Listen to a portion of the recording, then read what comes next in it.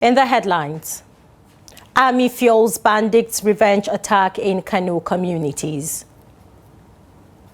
Court slates January 7 for ruling on Malami, wife, son's bail plea. Plateau Governor Mutfwang officially dumps PDP for APC. On the foreign scene, Gabon finance minister replaced amid rising debt concerns. A warm welcome to News Update on Trust TV. I am Mimana Bagudu.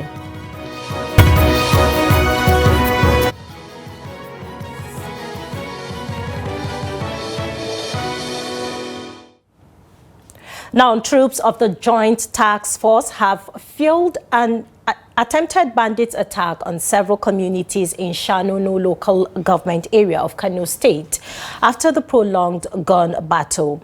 The Nigerian Army said the clash, which began late Thursday night and lasted into the early hours of Friday, occurred in Yankwada, Babanduhu, and neighboring villages. The bandits reportedly stormed the area on motorcycles, firing sporadically but were repelled by troops.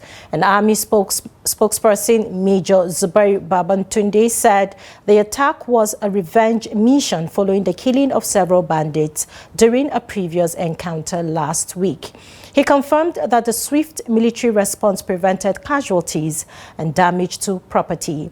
The chairman of the Kano Bagwai Community Security Forum, Yaya Bagobiri, commended the military and called for additional arms and personnel to sustain peace in the area.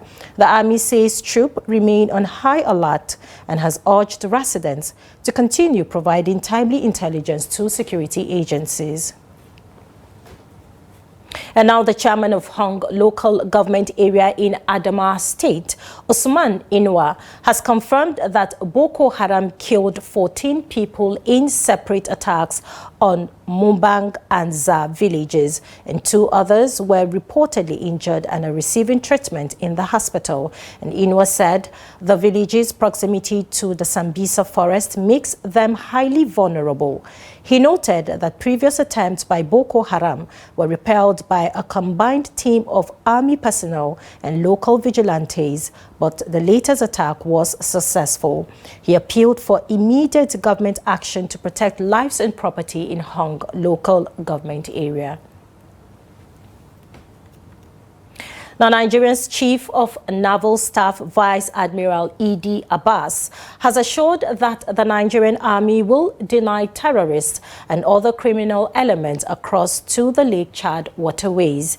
He says the Navy remains committed to restoring socio-economic activities in the region after over a decade of insurgency that disrupted livelihoods in affected communities. The Naval Chief gave the assurance during his first operational tour of Borno State, and Trust TV's Bitrus Kurutsi reports.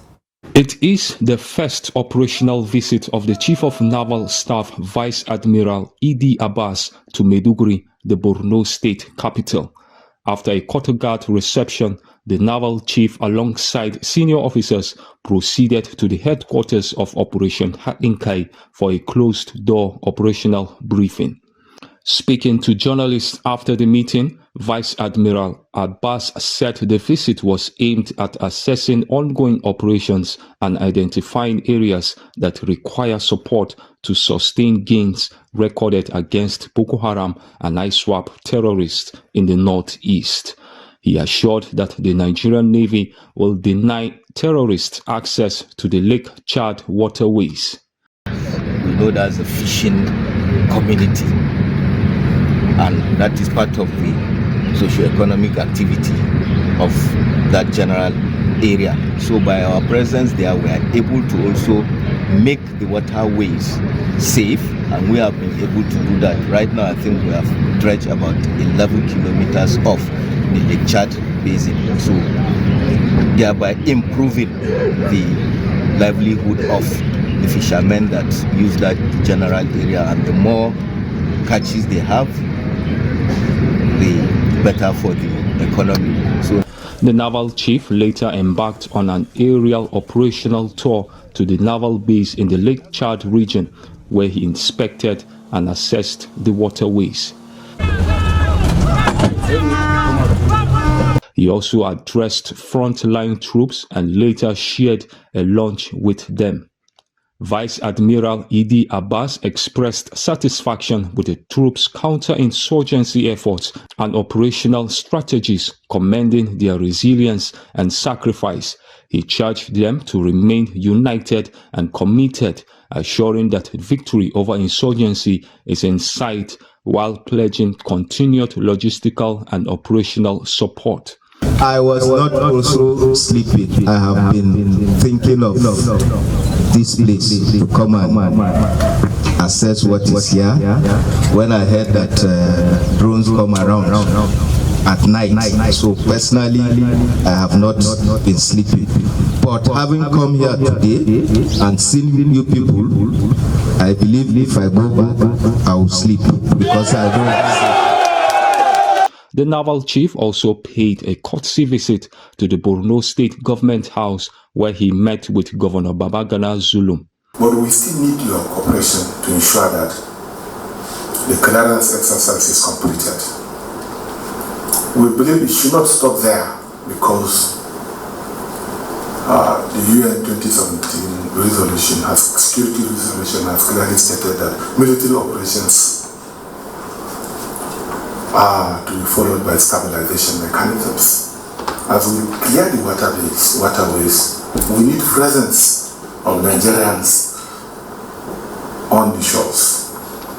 It is hoped that the visit will further strengthen naval operations and enhance security across the Lake Chad region. Bitrus Kuruti, Trust TV News, Maiduguri. Now, the internal crisis in the new Nigerian People's Party, NNPP, in Kano State deepened on Friday as a Kano State High Court upheld the suspension of the party's state chairman, Honorable Hashimu Suleiman Dangurawa.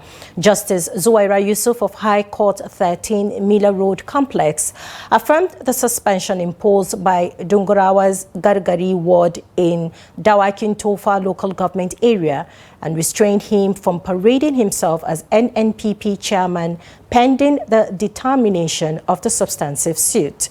The ruling followed a motion ex parte filed by Shoaibu Hassan and 9 other NNPP members who accused Dungarawa of anti-party activities, including belittling Governor Abba Kabir Yusuf, creating division within the party, and failing to pay party dues. The court ordered all parties to maintain the status quo as of December 30, 2025, and adjourned the matter to January 19, 2025 for hearing. And meanwhile, the NNPP State Executive Committee has endorsed Abdullahi Zubairu Abia as acting state chairman, a decision announced after an emergency meeting at the party's secretariat in Kano. The development is expected to further intensify the leadership tussle within the NNPP in the state. The Economic and Financial Crimes Commission, EFCC, has dismissed claims by Bauchi State Governor Bala Mohammed that it is being used to prosecute him for refusing to defect to the ruling All Progressive Congress APC. In a statement issued on Friday, the anti-graft agency described the allegation as wild and far-fetched, insisting that it operates independently and without political interference. The EFCC was reacting to comments by the governor following the arraignment of Bauchi State Commissioner for Finance, Yakubu Adamu, and 3 others over alleged terrorism financing and money laundering involving $9.7 million. The commission said the charges were based on evidence already before the court, adding that Governor Mohammed's name appeared in the case because he allegedly approved the transactions.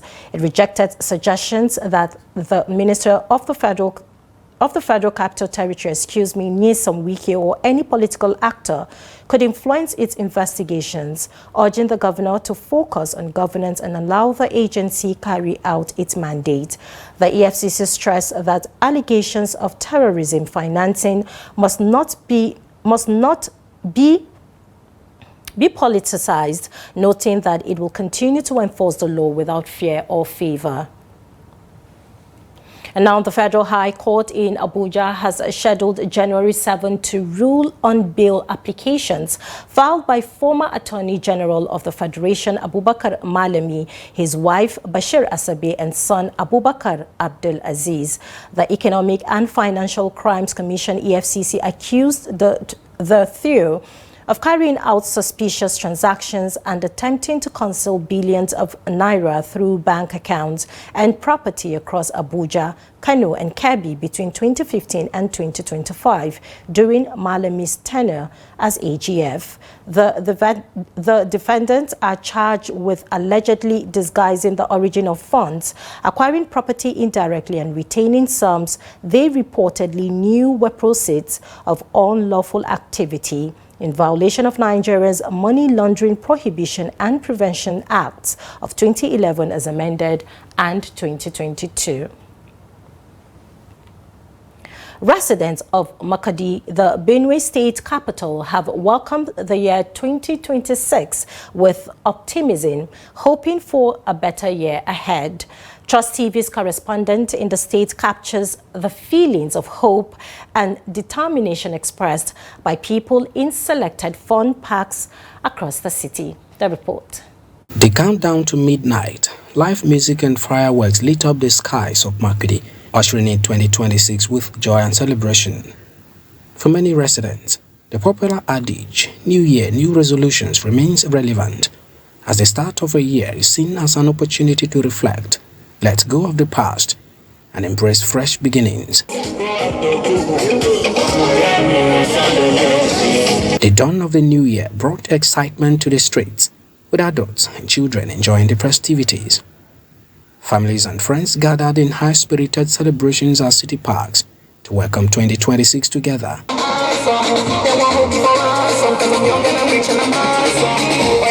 Some residents said, while 2025 brought its share of challenges and successes, they are hopeful the new year will bring greater opportunities. We are hoping that things will work better in this country. But starting with the year with fun like this, let me hope that they perform not throughout the year. I want to expand my business and use that. I will post last year, by the grace of God, I was here. So let this year be a blessing. Let this year be a memorable year ever. Let this year be a year of testimony to all of us. The optimism is widespread, though some also pray for less political tension across the country, emphasizing that national progress depends on peace and stability. There are areas like political pauses that happened last year, a lot of fights here and there politically. I don't wish it happens anymore. We want reunion, we want coordination, and we want partnership in politics. And then the economy itself, I'm praying and hoping the economy will be better this year. I don't want any bad news. I want to do a good year to us. I don't want to get the kind of bad news. All these bandits, nothing like so that this year will be a better year to everybody.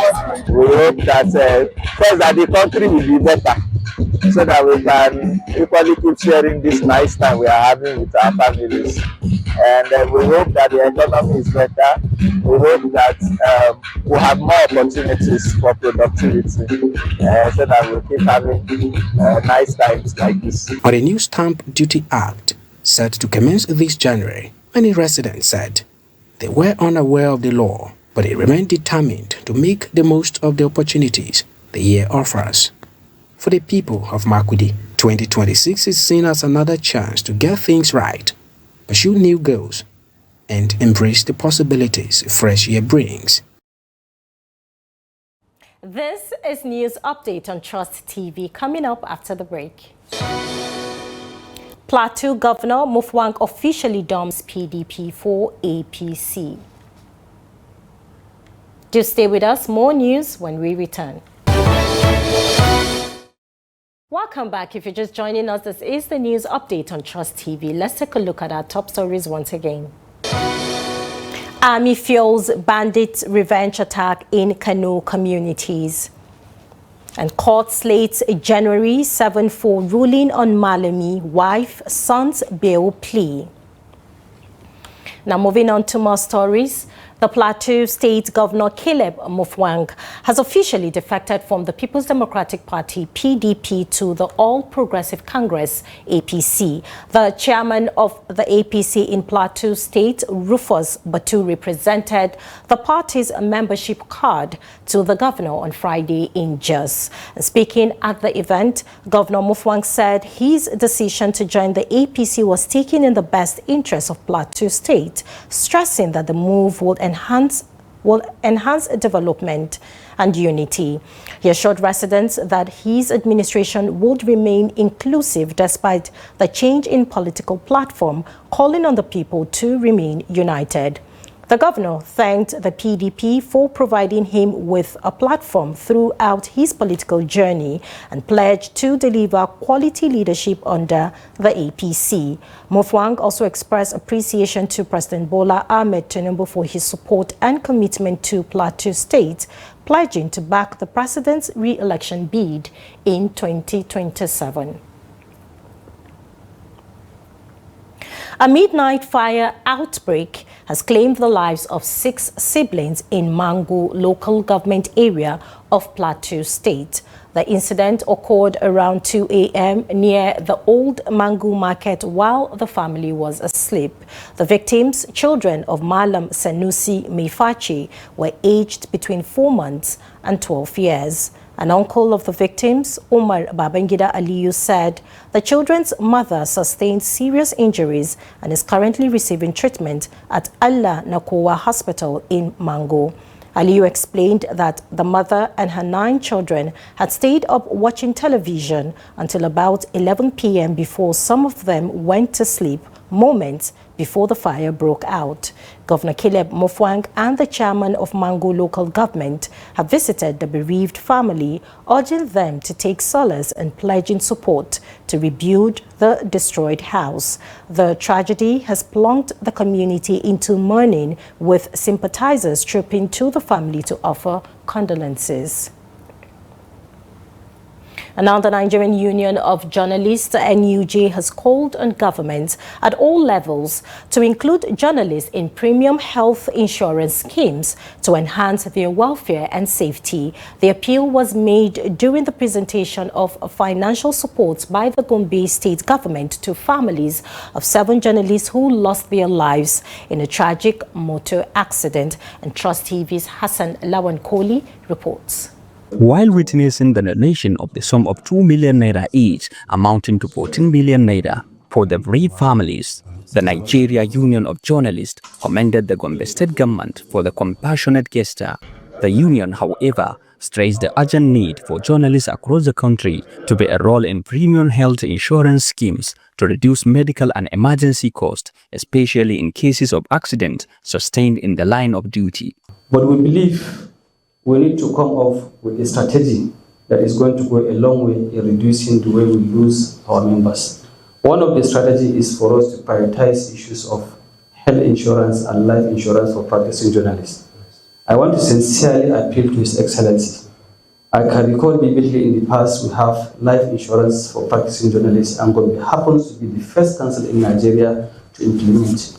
By this year, likely around March, we are coming off with the new insurance premium for all practicing journalists in Nigeria. Presenting the donation, the secretaries to the state government, Professor Ibrahim Abubakar Jodi, said the state government was deeply saddened by the tragic loss, describing it as a painful blow not only to the families but to Gombe State as a whole. He prayed for the peaceful repose of the souls of the deceased and asked God to grant their families the strength to bear the irreparable loss. His Excellency has directed that I should arrange for a token for you to, of course, in official climb we call it burial expenses. Whether it will be enough or not, but then that is his kind gesture. He wish he can give more. He directed that we should look for individual's account, but our concern now is we are giving the debt If we are giving the debt, if we now collect the account numbers of the debt, it will not. By the time it comes back, then the burial ceremony would have been over. In his remarks, the General Manager of Nigerian Television Authority NTA Gombe expressed appreciation to the state government for the timely intervention, describing the donation as a demonstration of empathy and solidarity with the journalism community. I'm so happy with the way he responded, because I was confused. I didn't even know who to call. But immediately I told him, he asked me the location. Before I know it, the road safety people were there, the police people were there, and the injured were immediately rushed to the hospital. Then later on, the other people who died were also rushed to the hospital. Representatives of the deceased journalist families also thanked the government for the support, noting that the assistance will help cushion the immediate hardship faced by the family. They offered prayers for the state leadership and appreciated the government for standing by them in their moment of grief. Kindly extend our sincere gratitude and appreciation for His Excellency. I also want to thank all the members who participated from day one up to this moment to come to the aid of the families of the deceased people. I also want to plead, if possible, and that one is personal. I saw some of them having small kids. This should be the beginning. It shouldn't be one rain and it ends there. Those kids, sometimes they need support. I would have loved a situation whereby, from time to time, the government will remember the children, either by sponsoring their education or assisting them directly or indirectly. As the journalism community continues to mourn its fallen colleagues, the donation by the Gombe state government is being seen as a meaningful step toward easing the burden of the families and renewing calls for improved welfare and safety measures for journalists nationwide. Hassan Lawan Koli, Trust TV News, Gombe.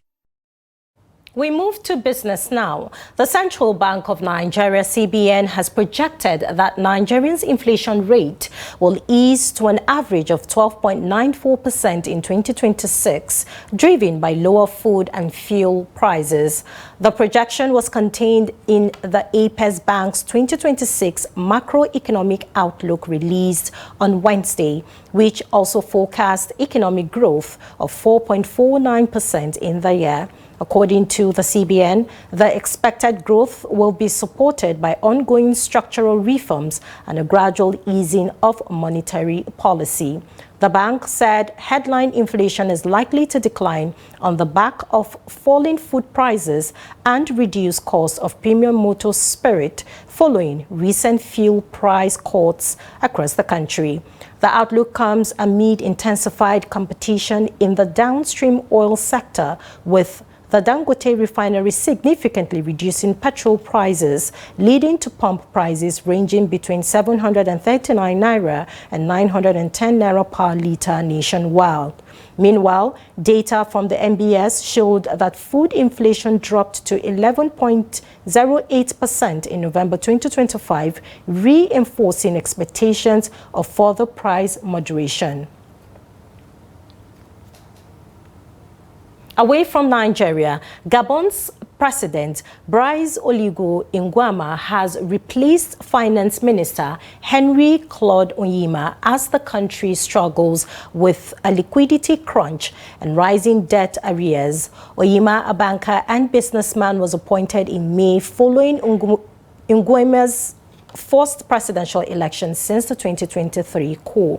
A presidential decree announced that technical advisor Thierry Minko will now serve as Minister of Economy, Finance, Debt and Shareholdings, tasked with addressing the high cost of living, while Mark Agbehe takes charge of the budget. The move comes as Fitch Ratings downgraded Gabon's long-term foreign currency issuer rating, citing a widening fiscal deficit and reduced appetite for its debt. And government debt is expected to rise from 72.9% of GDP in 2024 to 86.7% by 2027.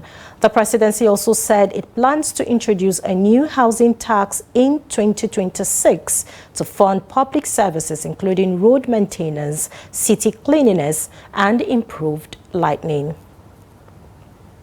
And now in sports, Nigeria's Super Eagles have secured a place in the knockout stage of the 2025 Africa Cup of Nations after a perfect group stage run. The Eagles topped Group C with 9 points from 3 wins and will face Mozambique in the round of 16. A victory would see Nigeria advance to the quarterfinals, where they could meet either Algeria or DR Congo. If they progress further, a potential semi-final clash against Morocco, South Africa, Cameroon or Tanzania awaits. The AFCON final is scheduled for January 18, 2026 in Rabat, with several African heavyweights still in contention. And that wraps up the news update on Trust TV. Follow us on all of our social media platforms and subscribe to our YouTube channel for more news. Do join us at 9 p.m. for the news hour for subsequent news bulletin. I am Mimuna Bagodo. Thanks for watching.